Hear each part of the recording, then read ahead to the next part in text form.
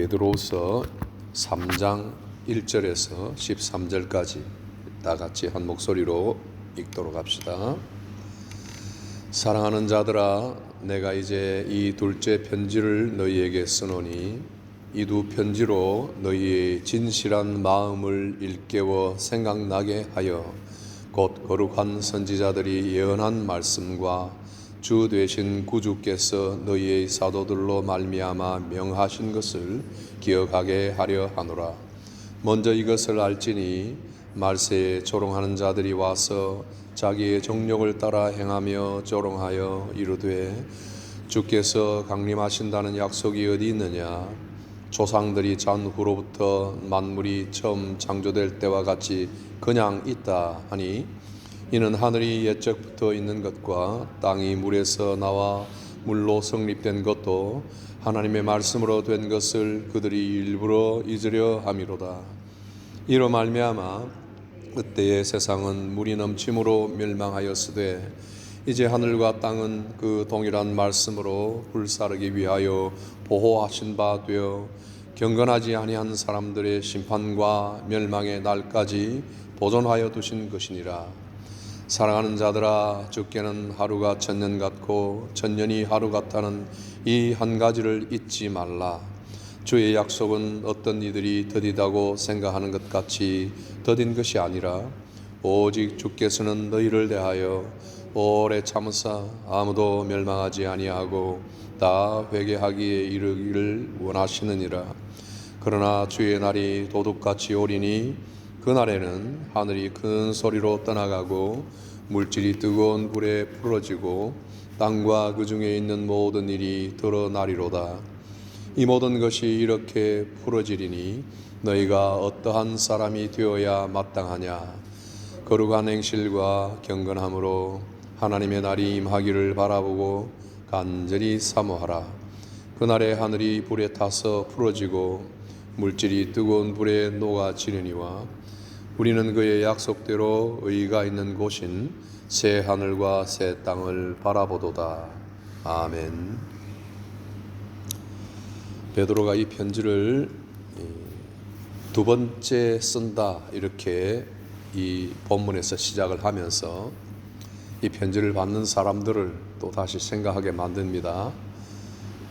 베드로전서 1장을 보면 아시아 온 지역에 두루두루 다 흩어진 나그네 그런 표현이 있습니다. 흩어진 나그네,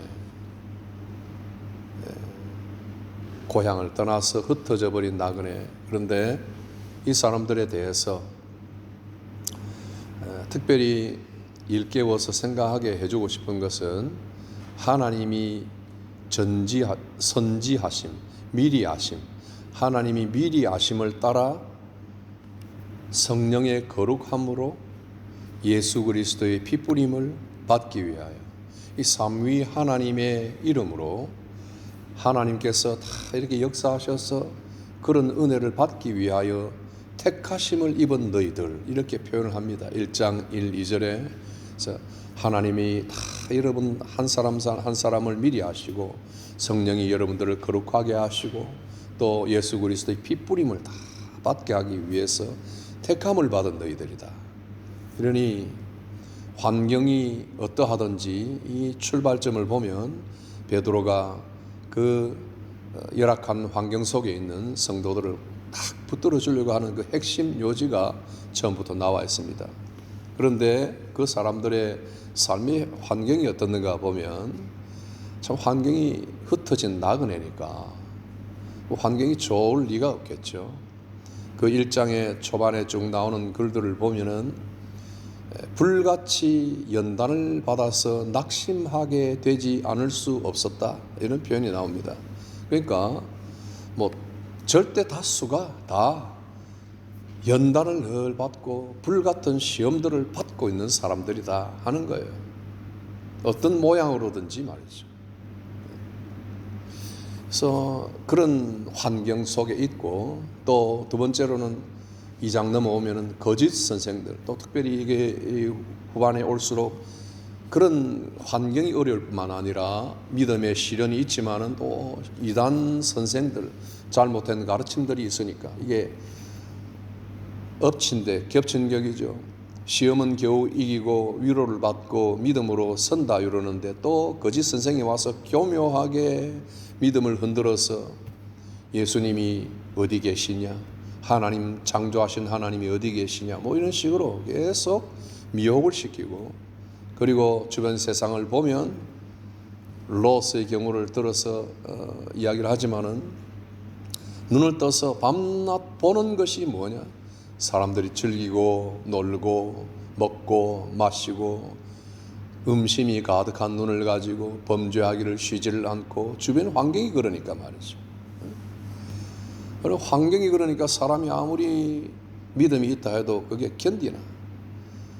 내적인 시험, 외적인 시험이 있어서 믿음이 시련을 받죠. 거짓 선생이 와서 흔들죠. 또 주변 보면은 잘 되는 사람은 잘 되고, 뭐 형통한 사람 형통하고, 맨날 놀고 즐기는 사람은 어떻게 저렇게 행복하게 잘 사나. 이게 여러 각도로 시험들을 받게 되는 성도들이다. 근데 베드로가 같이 있을 때만 그런 것이 아니라 이제 떠나갈 때가 다 돼가니까 이 참 무슨 말로 붙들어야 되냐. 성령의 감동을 받아 주시는 말씀이, 너희가 처음에 있던 그 진리를 일깨워라. 처음에 받았던 믿음을 일깨워라. 하나님이 어떤 분인지, 성령님이 어떤 분인지, 예수님이 어떤 분인지에 대해서 분명하게 기억을 하여라. 이걸 계속 부추겨 주는 거예요. 뭐 지금 이 세상을 이기면 어떻게 되고, 지금 뭐 여러분들이 뭐 이렇게 되지만은 축복을 받을 것이고, 그래도 교회 안에 있으니까 안전할 것이고, 이런 식의 어떤 설탕이 발린 일시적인 위로들을 주는 것이 아니라 원래 받았던 그 진리에 굳게 서 있어라. 이 이상 베드로는 할 말이 없는 것입니다.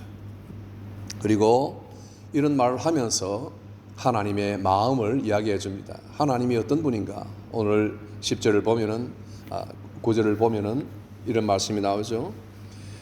주의 약속은 어떤 이들이 더디다고 생각하지만 더딘 것이 아니다. 주께서는 너희를 대하여 오래 참으사 아무도 멸망하지 않기를 원하신다. 누가 어떻게 되든지 하나님은 한 사람도 멸망하기를 원치 않는다. 그러니까 회개하여 다 돌아오기를 원하신다. 그러다 보니 우리가 볼 때 시간이 좀 걸리는 것 같이 보이지만 그건 하나님이 기다리는 시간이지, 심판이 없거나 예수의 강림이 없거나 또 심판이 더딘 것이 아니다 하는 것을 일깨워줍니다. 이 하나님의 마음을 좀 알아라 하는 것이요. 그리고 동시에 그러면서도 심판은 반드시 있다 하는 것을 이야기합니다. 그러면서 오늘 우리가 생각하는 말씀의 주제처럼 그 날이 도둑같이 임할 것이다, 그렇게 이야기합니다. 이것은 정말 우리가 뭐 새벽에 일찍 일어나기 위해서 알람을 켜놓잖아요. 그러면 우리가 정해놓은 시간에 알람을 켜는데 그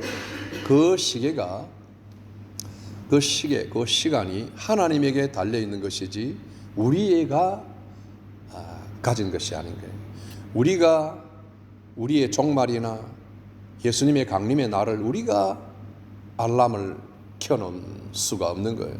이건 도둑같이 온다는 것은 도둑이 어느 시간을 정해놓고 오지 않잖아요. 언제 뭐 낮이든 밤이든 우리가 정말 어떤 방심하는 시간, 어떤 마음을 비우고 몸을 비우는 사이에 도둑은 그냥 스며들어서 탈출을 해가는 거죠. 그런 시간을 이야기하는데 도저히 예수님이 오시는 그 시간은 알지 못한다 하는 것, 도저히 알지 못한다. 그러니까 순간 그 경점에 주님은 오신다. 그런데 이제 아직까지 더디다 생각하는 것은 예수님이 언제 오시겠나 하는 마음이 우리 모두에게 다 있죠. 그러나 종말은 우주적인 종말, 예수님의 강림이 우주적인 종말이지만은 종말에는 개인적인 종말도 있는 것이에요. 개인적인 종말을 보면은 한순간에 도적같이 그 날이 임한다는 것 우리가 다 압니다. 한순간에 어제 건강하던 사람이 오늘 갑자기 또 무너져서 며칠 사이에 부고를 받게 되는 그런 경우도 있고요.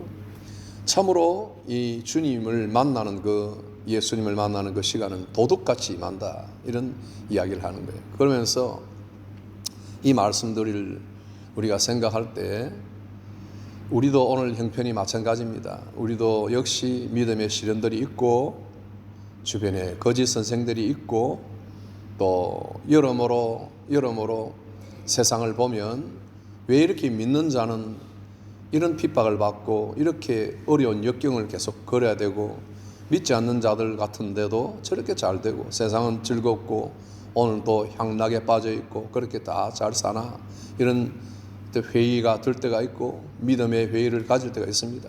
그러나 똑같이 하나님은 우리에게 하나님이 살아계시는 것을 계속 좀 주목하기를 바라고, 또 베드로를 통해서 그럼에도 불구하고 우리의 삶 속에 끝은 반드시 오고 심판이 있다 하는 것을 말해줍니다.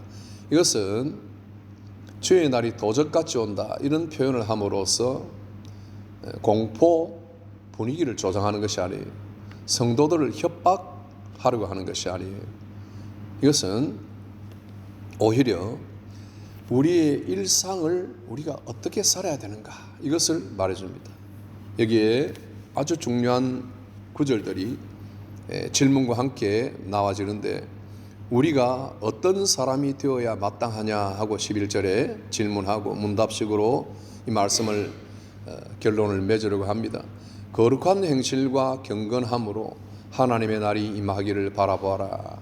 그 날을 간절히 사모하라. 이렇게 이야기합니다. 거룩한 행실과 경건함으로 하나님의 날이 임하기를 바라보고 간절히 사모하라. 이런 표현들은 대단한 삶을 살아라 하는 그런 이야기가 아니라 순교하는 마음으로 살아라, 이런 것도 아닙니다. 우리 일상을 이야기하는 거예요. 주님에게는 천년이 하루 같다고 그러잖아요. 그러니까 우리가 하루를 사는데 이 하나님의 온 구원 역사의 모든 경점 속에 우리가 하루를 살아도 그 천년이 다 일맥상통하다는 이 의미입니다. 우리들이 그리스도의 형식대로, 그리스도의 살아가는 방식대로 살아가라는 것입니다. 모두가 전 세계를 돌아다니면서 무언가를 선포해라 하는 말도 아닙니다. 우리는 선택을 해야 된다, 이겁니다. 오늘 하루 일상 속에서 선택을 해야 된다. 입장을 분명하게 하고 살아가야 한다는 것입니다. 어떤 길을 선택해야 될지, 어떻게 말하고 판단해야 될지, 이런 것들을 그런 순간들이 우리 앞에 항상 도달하는데, 그때 스스로 질문합니다. 나는 어떤 사람이 되어야 되는가? 이런 일상들을 이야기합니다.